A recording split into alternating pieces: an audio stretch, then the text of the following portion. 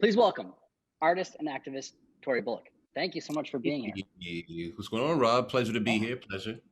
it's very exciting to have you here. As a Bostonian, I for many years was very embarrassed of the Emancipation statue that we used to have downtown, and so I was so impressed with your work around the removal of it.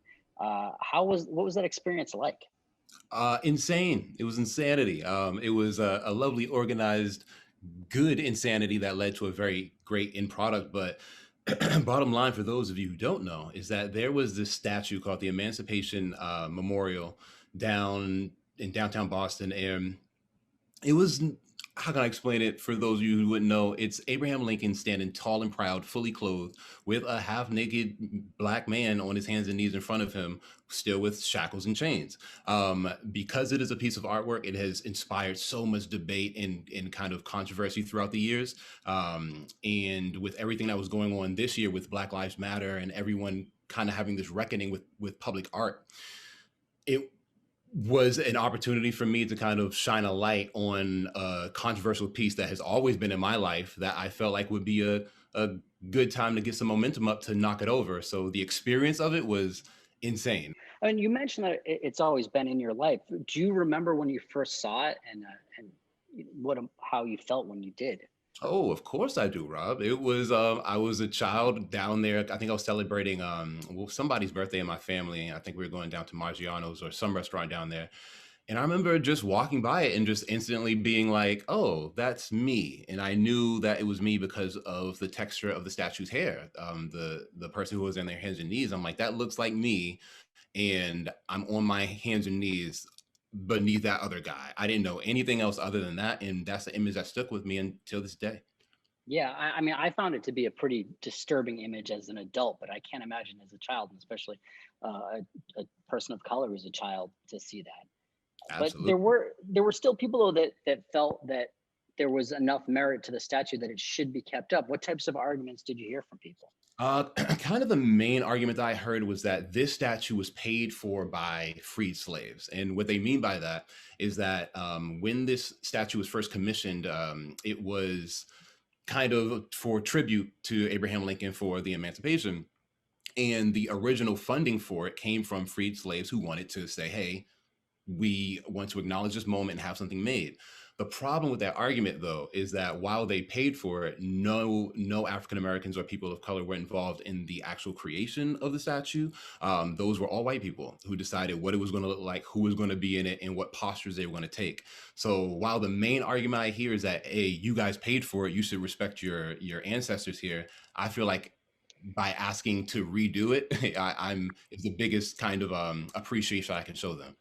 Yeah, and I mean, also, I'm sure that there were, lots of people who had been enslaved that were free that probably liked that statue at the time. But I mean, I think that it it hasn't aged well. I mean, I think that that it's important for us to ask for more. What types of statues, monuments, and public art would you like to see more of in Boston? Well, that's the thing. It's not a type of thing where it's like I hate these statues. They need to come down, and we need to put up the statues that everyone will like.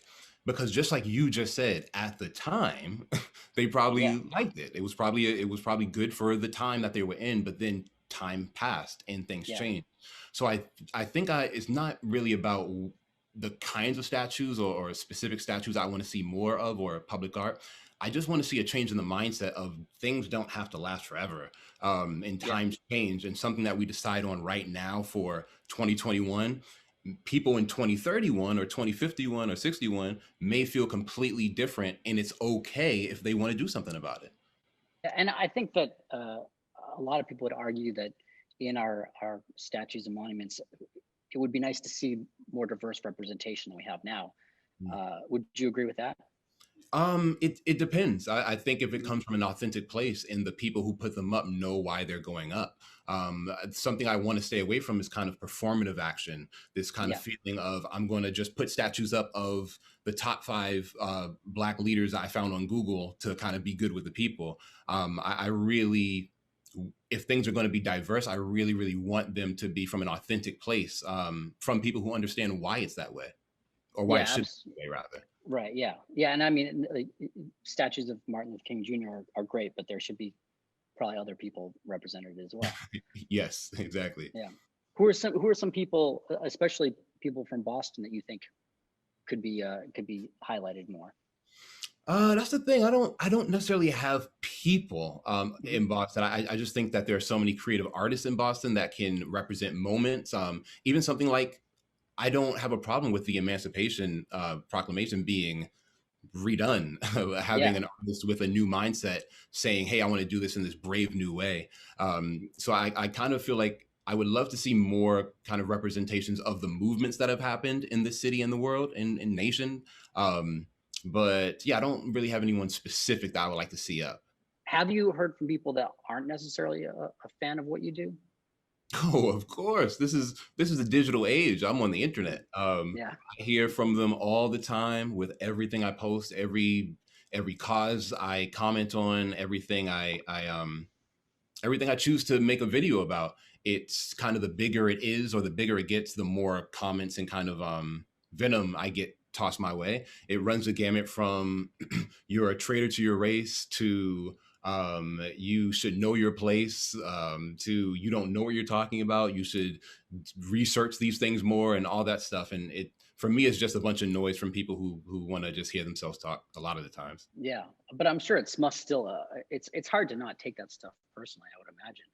Oh no, Uh, not for me. It's real really? easy Oh, that's because great. because it's the type of thing where I'm like a lot of times I love conversation. So if someone actually comes at me online in with an opposing view and they have a good point, I'm willing to sit and have a real conversation with them. What ends up usually happening is that try to engage a conversation, and the conversation just ends up them yelling, arguing, and not listening or trying to have a real conversation.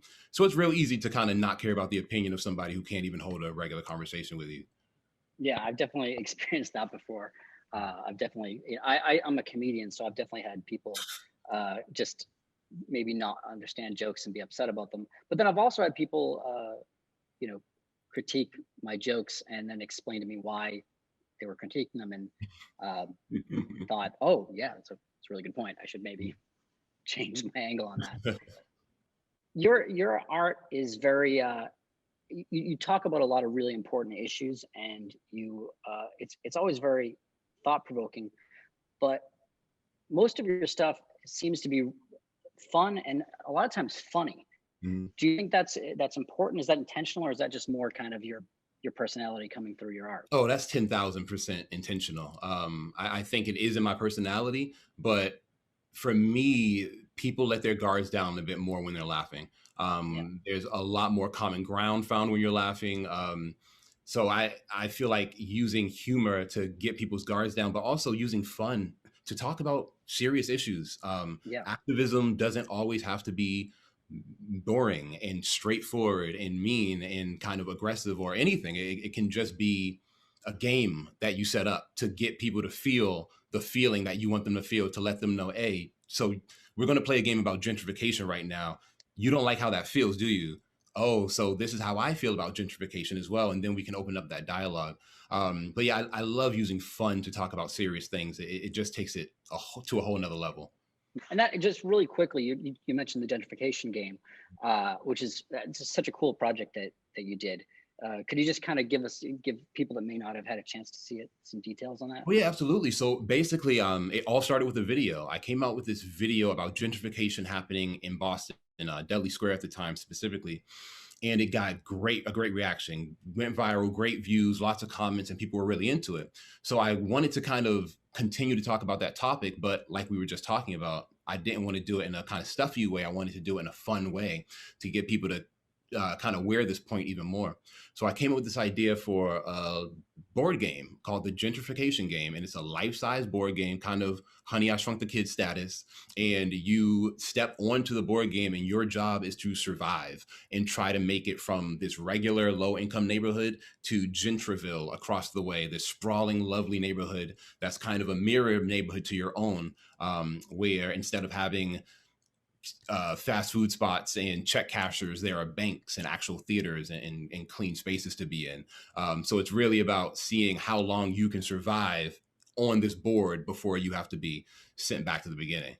Gentrification is it's such a difficult topic. It can be, I mean, just depressing when you when you think about it. And so you being able to take that and say important things about it in a fun way is really cool. Museums have struggled to get diverse audiences into their spaces, and we're hoping that you could share your thoughts and experiences on why that is. I think it's really, really simple, and I think it's a lot easier than people give it actually want to give it credit for. I've seen people hire kind of managing directors and all these people to come in and figure out the answer to that question. When the answer for me is real easy, the people at the top have to authentically want to have a diverse audience in their space. I think there are a lot of spaces that are really great at like throwing parties and mixes and all these kind of alternative events that are really fun and of a particular culture. But those seem to be the only times we're really invited in those spaces. Like if you have an exhibit or an event that specifically has to do with me, with graffiti or hip hop or stuff like that, that's when I get the call.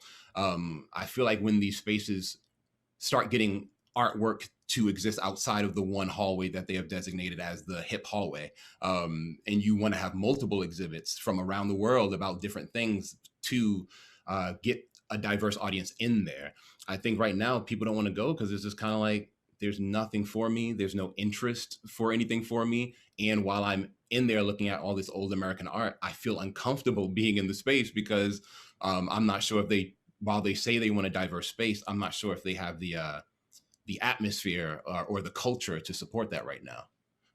Can I ask where people can find you on social media, and also if you have anything else to add, please let us know. Oh yeah, absolutely. So on social media, you can find me at Tory Bullock, first name, last name. That's where I post all of my most recent stuff, my most current videos. I'm a Facebooker, so that's where I am. So find me on Tory Bullock on Facebook. And then if you want to find me on Instagram, that's at Tory Shiloh on Instagram. That one's a little more obscure, but it's still filled with lovely, lovely content. Great. I really appreciate that.